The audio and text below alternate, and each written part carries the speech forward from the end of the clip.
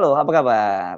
Kita ketemu lagi dengan Bung Rocky. Tadi pagi ya saya janjikan Anda untuk ngobrol tentang hak angket dan ini menarik karena eee, artinya ada semacam konfirmasi dari calon presiden Ganjar Pranowo gitu bahwa ini ada upaya penggembosan terhadap hak angket gitu. Meskipun ini kemudian dia menyebut contohnya itu ya pelaporan dia ke KPK oleh Ketua DPD PSI Bogor, yakni Sugeng Teguh Santoso yang juga Ketua IPW, Indonesian Police Watch. Nah yang, sangat menarik kan kemarin juga kita sudah bahas bahwa Pak Mahfud MD mengaku dia sudah mendapat perintah dari Ibu Megawati untuk memimpin, gerakan ini jalur hukum Mahkamah Konstitusi, sementara Ganjar yang diminta untuk memimpin dari jalur hak angket itu, Bung Roky. Jadi ini topiknya cawe-cawe tiada henti dari Pak Jokowi, tapi sekarang ini tentu bagaimana Pak Jokowi ini berkelit gitu ya dari hak angket.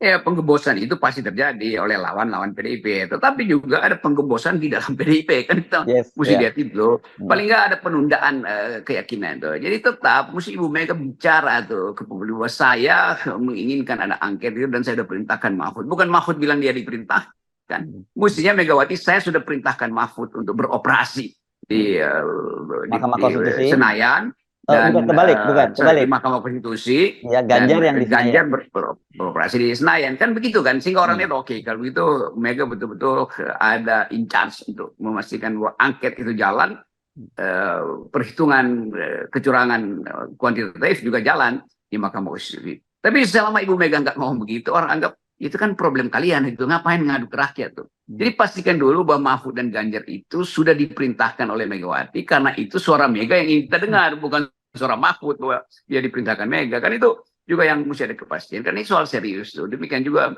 kubu Amin itu bahwa bukan mendengar apa yang diperintahkan oleh Anies, tapi apa yang diinginkan oleh Surya Paloh, apa yang diinginkan oleh Cak Imi. Itu saya kira semua orang hanya menunggu itu tuh. Supaya nggak ada semacam, wah kalian sebetulnya lagi tukar tambah tuh. Jadi hal-hal yang sifatnya radikal itu mesti diucapkan secara radikal oleh orang yang paling radikal, yaitu ketua-ketua partainya, kan itu Ya, ya. masalahnya. Tapi begini deh, kita asumsikan ya Bung Rocky ya, kita nggak Ya, bahwa ini solid lah kalau kita lihat pernyataan-pernyataannya dari PDIP maupun dari P3, terus kemudian juga dari Nasdem dan dari PKB, tentu saja PKS. Tetapi kita tahu bahwa memang selalu ada saja elemen-elemen di dalam, ada orang personil yang berkepentingan soal itu. Misalnya dari P3 kan begitu ya. P3 ini kan jauh-jauh hari sudah awal akhir Februari lalu misalnya Sandiaga Uno menyatakan bahwa dia merasa terhormat nanti kalau dia akan diajak bergabung dalam pemerintahannya Prabowo dengan Gibran begitu. Tapi kemudian ini diartikan oleh kubu pendukung Prabowo sebagai pengakuan kemenangan gitu ya dan tapi kemudian dibantah oleh kubu PDIP dan juga P3 sendiri bahwa itu pendapat pribadi gitu. ini justru mesti ada ucapan juga dari Prabowo kan. Saya merasa terhormat kalau Sandi tidak minta-minta kehormatan melalui kemenangan saya kan. Mestinya begitu. Supaya jelas juga posisinya kan. Iya iya Jadi iya iya. tetap itu juga bagaimana orang semacam Sandi itu mengemis sesuatu Hmm. yang orang tafsirkan dia mengemis karena takut bahwa dia pengusaha yang akan terhalang kalau Prabowo memerintah. Kan Hmm. itu sinyal yang terlalu kentara itu. Jadi Sandi teman baik saya itu dan saya mesti terangkan itu supaya ada semacam integriti di dalam diri seseorang. Begitupun Sandi tokoh-tokoh politik yang sudah cukup matang, jadi nggak boleh ucapin itu. Saya merasa terhormat kalau itu sama seperti kalau Hillary Clinton minta saya merasa terhormat kalau diajak bergabung dalam kabinetnya Donald Oh, Trump kan konyol ya. sebetulnya kan. Oh iya iya. Jadi begitu kira-kira kita mau terangkan bahwa etik itu juga mesti ada pada Sandi itu. Anda bilang aja bahwa oke, terima kasih. Uh, Semua hal yang masih menyangkut sisa persaingan politik akan diselesaikan di Mahkamah Konstitusi dan di panitia angket. Kan itu lebih terhormat Yes. daripada jauh-jauh hari udah minta portofolio pada Prabowo. Iya, apalagi latar belakang Sandi kita jadi ingat kan dia bagaimanapun ini kan orang yang membelot dari Prabowo gitu ya. Kalau tiba-tiba balik saya kira itu menjadi Justru persoalan dari di Gerindra juga bahkan gitu ya. justru itu saya terangkan tadi itu Prabowo yang juga akan merasa lu nyari perlindungan buat cekek lo kira-kira begitu di dalam kepala teman-teman di Gerindra atau Pak Prabowo sendiri menganggap bahwa Sandi itu adalah orang yang akhirnya jadi oportunis dan saya kira Prabowo nggak suka orang yang oportunis dari segi watak sebetulnya kan. Jadi udah kita mau pastikan bahwa politik akhirnya orang semacam Sandi ya belajar ulang lah tentang apa yang disebut oleh para bijak bahwa menjadi politisi itu artinya punya prinsip gitu. Ya, ya. Tapi saya kira ini kan proses semacam ini sebenarnya hal wajar ya, nggak perlu artinya ada ketakutan yang berlebihan. Dan banyak khawatir sekali kan sampai saat ini. Tapi mereka bahwa apa sebenarnya yang akan terjadi pada hak angket ini. Kepengembosan dari Jokowi pasti akan terus dilakukan. Dari internal partai-partai oposisi juga pasti akan ada yang mencoba cari-cari selamat gitu. Bahkan kalau perlu mencari remah-remah kekuasaan juga begitu. Tapi tetap saja menurut saya yang harus kita lihat itu ya langsung figur-figur utamanya seperti Anda sebut tadi Ibu Mega, Pak Surya Paloh, kemudian juga Habib Salim Segaf di apa di PKS dan juga Caimin di PKB. Kan dari nama yang saya sebut tadi itu baru tinggal bukan baru ya. Tinggal Ibu Megawati yang belum bicara terbuka pada publik. Pak Surya Paloh, Habib Segaf dan juga Caimin udah bertemu dan bicara terbuka pada publik. Itu yang menandakan bahwa yang pertama kali akan diminta untuk tukar tambah justru adalah PDIP. Karena itu Mega masih ragu untuk mengatakan bahwa saya sudah perintahkan. Dia bikin konferensi pers untuk mengatakan bahwa saya sudah perintahkan untuk membentuk angket itu kan.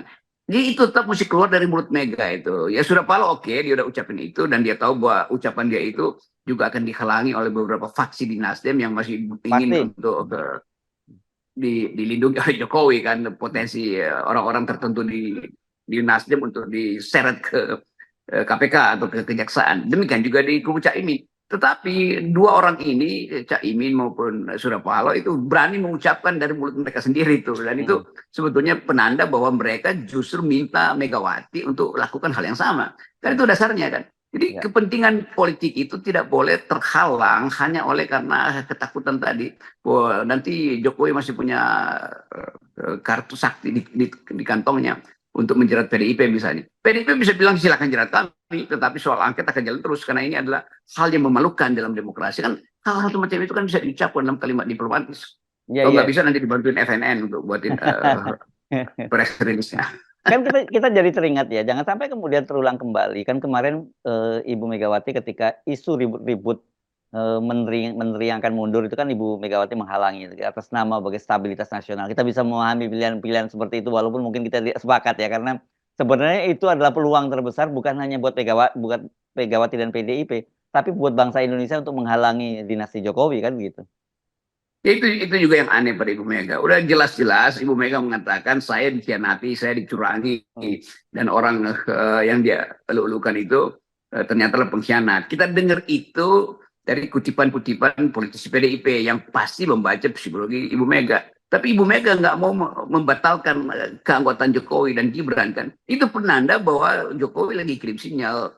Toh Gibran tetap PDIP, jadi Ibu Mega terimalah bahwa Wakil Presiden Republik Indonesia adalah orang PDIP. Tetapi itu kan hal yang membuat kita loh, ngapain kalau begitu Megawati masih kirim-kirim sinyal lewat Bima Arya atau Arya Bima atau siapapun termasuk Astro.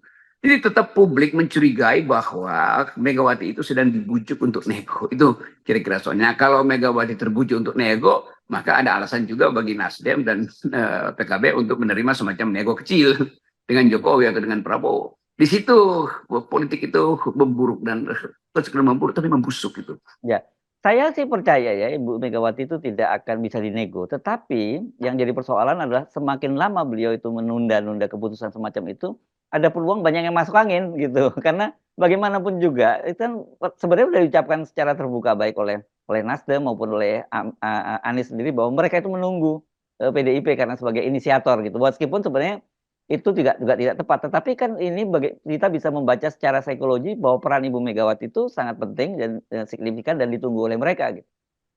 Ya itu pentingnya suara Megawati itu diucapkan tuh.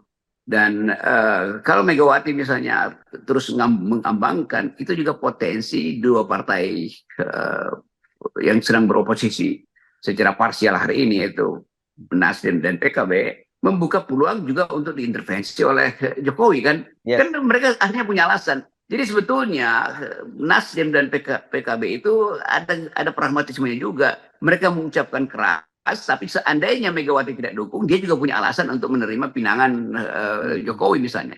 Kan itu terlihat saling menunggu kesempatan untuk memasukkan kepentingan. Kira-kira begitu kan.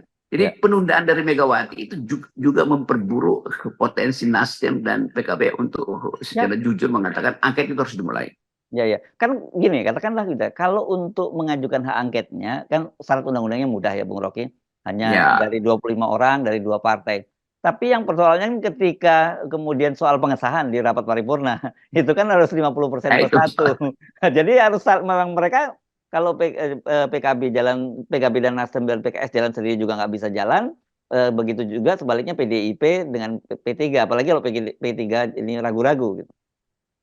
iya, karena itu pintu masuk angket itu mudah sekali, tapi pintu keluarnya terkunci oleh PDIP sebetulnya Iya, kan. iya, iya, Lain iya. kalau PDIP ikut masuk sama-sama, Hmm. dobrak pintu belakangnya gampang. Tapi kalau cuma dua partai itu yang nggak bisa didobrak pintu yang dikunci oleh Jokowi di belakang, karena salah satu pendorong untuk membuka pintu itu adalah PDIP. Jadi kelihatannya PDIP ngerti bahwa seolah-olah wacana ini hidup terus, tapi di ujungnya toh nggak akan punya akibat apa-apa karena secara teknis tidak mungkin memenangkan suara hanya dengan 25 orang yang sebetulnya tidak cukup dari kapasitas sebagai kapasitas yang diatur oleh undang-undang itu 50% mesti menyetujui apalagi uh, membayangkan bahwa hak angket ini juga bisa berujung pada hak yang lebih tinggi yaitu menyatakan pendapat.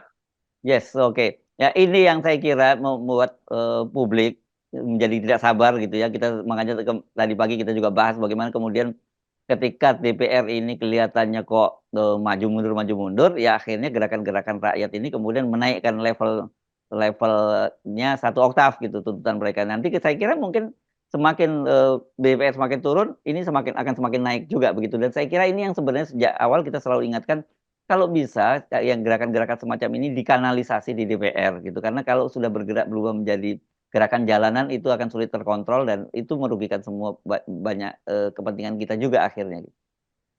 Ya, fakta hari ini hak menyatakan pendapat sudah diucapkan di luar DPR, yaitu Betul. salam pemaksulan. Kan Ya, semua orang sekarang bicara tentang pemaksulan. Bahkan karikatur-karikatur di beberapa media, Kompas misalnya, mengarah ke situ, apalagi Tempo itu kan. Jadi Tempo atau Kompas yang tadinya sebetulnya moderat, mulai menerima inspirasi untuk memulai perubahan politik dengan masih dalam tingkat satir. Tetapi itu membaca rakyat yang sudah mengucapkan mendahului DPR bahwa pendapat kami maksudkan Jokowi kan sebetulnya kan secara sosietal itu Megawati udah paham bahwa yang menginginkan pemaksulan itu udah 62% kalau kita yes, bayangkan misalnya hasil survei Kompas itu tinggi sekali kan. ya, Walaupun pertanyaannya setuju hak angket apa enggak, tapi bagi rakyat setuju hak angket artinya setuju pemaksulan Jokowi. Masa setuju hak angket adalah iya setuju dong. untuk meneruskan kepemimpinan Jokowi? Iya, iya, iya, itu makanya itu saya bilang satu itu menunjukkan bagaimana masyarakat menginginkan semacam itu. Kedua kalau dikaitkan dengan hasil pemilu ya itu anomali juga kan gitu. Mosok mosok dukung Prabowo Gibran kok menginginkan hak angket kan sama juga begitu Bung Rocky. Jadi betul orang akan curiga bahwa ternyata yang 58% itu adalah semacam angka sulap. Angka yang benar ada yang dibikin Kompas 62%, Iya, bahkan baru 2-3 hari setelah kasus ini dimulai sudah 62% menyatakan angket itu harus dilakukan. Artinya rakyat 62% menganggap bahwa Jokowi harus dimaksulkan. Kan iya, itu iya. dasarnya. Kenapa harus dimaksulkan? Ya karena curang. Jadi Hmm. kita hanya menafsirkan opini publik yang justru direkam oleh Kompas itu. Karena kita percaya Kompas ya masih ada integritasnya. Kalau lembaga-lembaga lain, lembaga survei ya udah itulah itu kelautannya mereka. Jadi makin banyak anomali-anomali saya kira yang terjadi dan itu membuka membuka apa ya, membuka pikiran publik. Memang ini saya kira mungkin kalau dilakukan survei sekarang angkanya bukan 62,2% lagi, mungkin udah 80% Bung Rocky sekarang. Pasti mungkin 72% Oh karena suara 72% dari ya?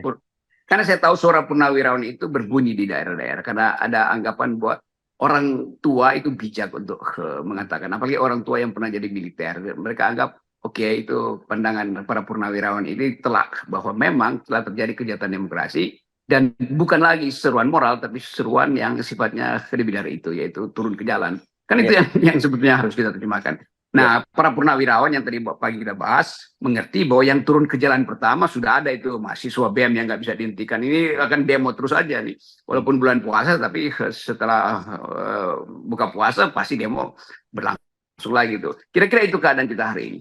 Yes, oke, baik. Terima kasih. Sekali lagi selamat menjalankan ibadah puasa buat Anda yang Selamat tinggal di menjalankan Indonesia. ibadah Ya, puasa. terima kasih Bung Ya Rocky. kita ya fitrikan batin dan fitrikan politik. Yes, thank you. Bung.